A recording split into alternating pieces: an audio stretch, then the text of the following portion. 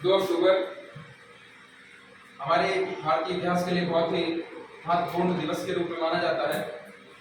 2 अक्टूबर सन 1869 को गुजरात के सुदामापुरी क्षेत्र के पोरबंदर नामक गांव में एक बालक का जन्म होता है, जिसे हम महात्मा गांधी के नाम से जानते हैं।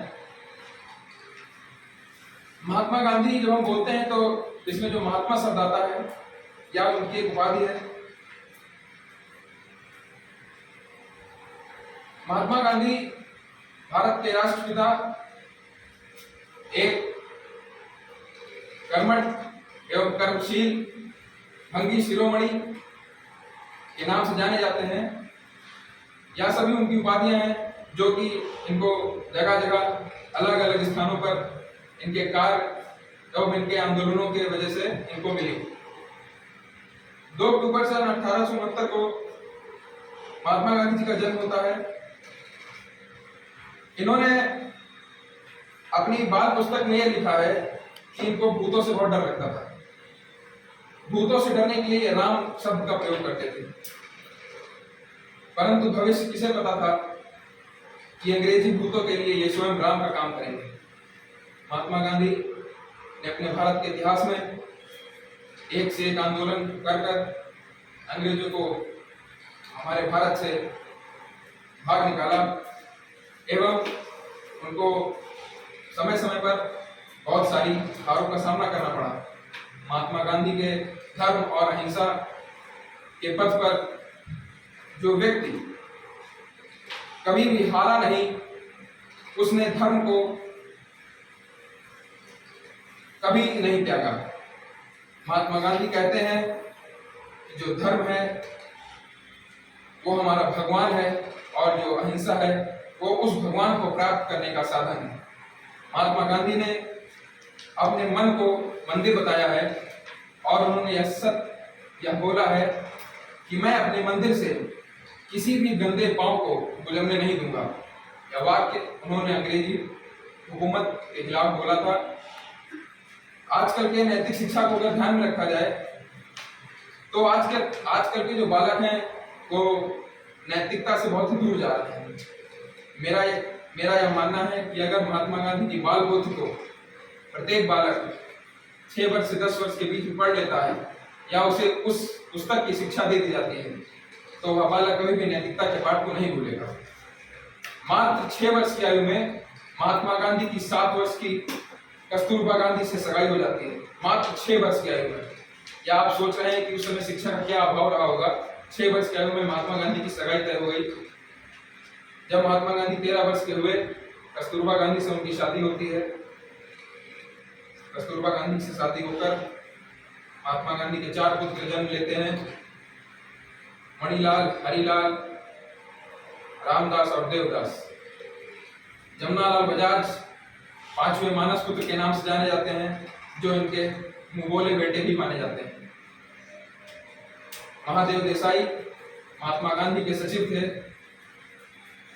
महात्मा गांधी ने अपनी आत्मकथा माय एक्सपेरिमेंट विद ट्रुथ में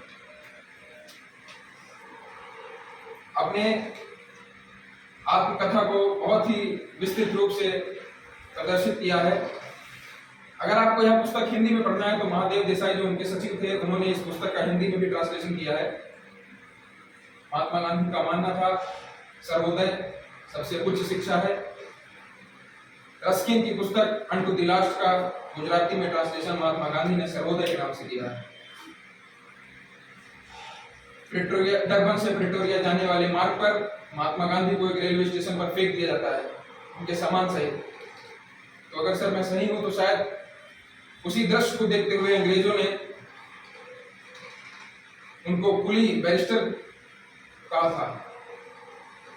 यह अपमान गांधी के सिवाय न आज न आने वाले युगों में ऐसा अपमान कोई भी अपने हृदय में समाहित नहीं कर सकता। महात्मा गांधी ने उसी नटाल प्रोविंस में नटाल कांग्रेस की स्थापना की, तमाम भारतीयों को एकत्रित किया और अपने आंदोलन के द्वारा अपनी सभी मांगे रखी। महात्मा गांधी का पहला केस दादा अब्दुल्ला, जो गुजरात के व्यापारी थे, उनकी एक फर्म का केस था जो वह लड़ने साउथ अफ्रीका के नटाल प्रोविंस गए। नटाल प्रोविंस के सुप्रीम कोर्ट में महात्मा गांधी ने अपना वकील के रूप में एक रजिस्ट्रेशन कराया।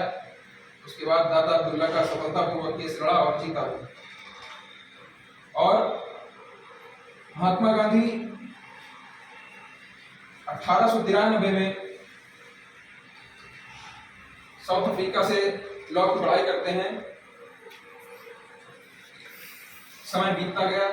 महात्मा गांधी भारत के लोगों की दुर्दशा को देखते हुए उन्होंने साउथ अफ्रीका में बैठकर ही इंडियन फ्रेंचाइजी नामक पुस्तक की रचना की और 1902 में महात्मा गांधी ने लियो टॉल्स्टॉय नामक आश्रम की स्थापना की साउथ अफ्रीका में। इस आश्रम में उनके जन्म सहयोगी मिस्टर बाग थे। उन्होंने इनकी बहुत ही सहायता करी इस आश्रम को स्थापित करने में। 2 वर्ष के बाद सन 1904 में महात्मा गांधी ने फियोनिक्स आश्रम की स्थापना की साउथ अफ्रीका में। फियोनिक्स का मतलब एक पक्षी होता है जो कि अपने आप को आसमान में खत्म कर देता है और अपनी राख से पुनः जीवित होता है।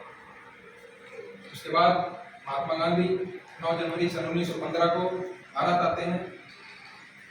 अटल बिहारी वाजपेयी की गवर्नमेंट ने 9 जनवरी को भारतीय प्रवासी दिवस के रूप में मनाने का निर्णय लिया था और वह आज भी मनाया जाता है। 1915 में भारत आगमन के बाद 1917 तक महात्मा गांधी ने भारत का भ्रमण किया और भारत और भारत के लोगों की दशा का देख रेख करके उसमें एकदम विस्तृत जानकारी एकत्रित किया। कहते हैं कि 1917 में महात्मा गांधी चंपारण जाते हैं। राम कुमार वर्मा उनसे मुलाकात करते हैं तो वहां पर चंपारण में कटिया पद्धति का विरोध करते हुए महात्मा गांधी ने सफलतापूर्वक अपना चंपारण का आंदोलन संपूर्ण किया। 1918 में महात्मा गांधी अहमदाबाद जाकर अहमदाबाद में स्ट्राइक, जो कि उनका पहला भूख हड़ताल आंदोलन था, सफलतापूर्वक किसानों को उनका न्याय दिलाकर भारत के लिए एक महान और सर्वश्रेष्ठ नेता के रूप में विकल्प करते हैं। महात्मा गांधी जैसा व्यक्ति ना अभी तक हुआ है ना होगा। यह वाक्य एल्बर्ट आइंस्टाइन, आधुनिक भौतिकी के पिता, यह वाक्य कहा है। महात्मा गांधी के अगर विचारों की बात करें तो सर्वोदय का विकास की महत्वपूर्ण विचारधारा थी। इस पे वो यह मानते थे कि हम वर्ग समन्वय का विरोध करेंगे। वर्ग समन्वय का मतलब है कि हम हिंदू, मुस्लिम, सिख, ईसाई, बिजनेस टाइकून, जमींदार, हम उससे इससे कोई मतलब नहीं। हम सर्वोदय का विकास करेंगे, इसमें सब कोई आ सकता है, सब अपना भागीदार बन सकते हैं। यहीं पर महात्मा गांधी की कार्ल मार्क्स से विचारधारा अलग हो जाती है। कार्ल मार्क्स ने अपनी पुस्तक दास कैपिटल में यह कहा है कि दुनिया के सभी मजदूर एक साथ आ जाएं, परंतु महात्मा गांधी का यह कहना है कि मजदूर ही नहीं बल्कि सभी वर्ग के लोग एक साथ आकर हमारे सर्वोदय के विकास में अपना सहयोग कर सकते हैं। कस्तूरबा गांधी, जिनको हम बाग कहकर पुकारते थे, 1922 में जब महात्मा गांधी को जेल हो गई, साबरमती आश्रम में कस्तूरबा गांधी ने बा नाम से बहुत ही कार्य किए। महात्मा गांधी के आंदोलनों में महिलाओं को लाने का सर्वश्रेष्ठ योगदान अगर माना जाए तो बा का ही था, कस्तूरबा गांधी का था। और कस्तूरबा गांधी ने सदैव ही अपने पति धर्म का पालन किया। बापू भी कहे गए जवाहरलाल नेहरू के द्वारा, अंगी शिरोमणि भी कहे गए अपने सफाई कर्मियों के द्वारा। 1916 का दौर है, प्रथम विश्व युद्ध हो रहा है। अंग्रेजों ने महात्मा गांधी को यह विश्वास दिलाया कि हम लोग आपको स्वतंत्र कर देंगे, परंतु आपको प्रथम विश्व युद्ध में हमारा साथ देना पड़ेगा।